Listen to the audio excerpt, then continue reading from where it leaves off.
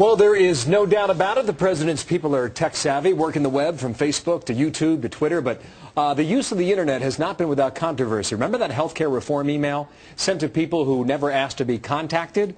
Now there's a new issue over what the administration's doing with data from its social networking sites. Mike Emanuel's on this live on the North Lawn. Good morning there. What's going on and what's the White House saying about the collection of web users' data, Mike?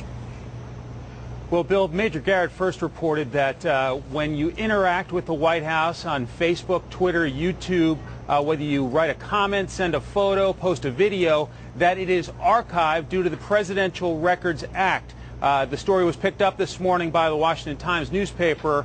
We also first reported that an outfit out of Minnesota called Gov Delivery was the contracted, basically, carrier mail service to send out these emails.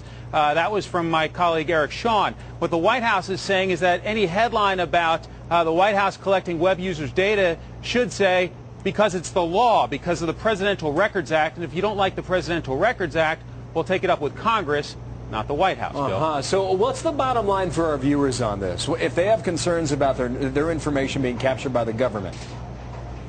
Well, bottom line is don't write to the White House on email. Don't post something on the internet on one of the White House sites, whether it's Facebook, Twitter, YouTube, because they are required to keep that information. If you want to remain private, you don't want to be kept or caught up in the government system, remain private. You know, those of us who interact with Robert Gibbs and his staff via email, we know that our emails are kept for history's sake for presidential records. And so if you don't want to be involved in all that, don't interact with them in this 21st century way. You mentioned Major Garrett and that, and Eric Shawn, and we're on it too with Mike Emanuel this morning. Thank you, Mike. Megan? Thank you.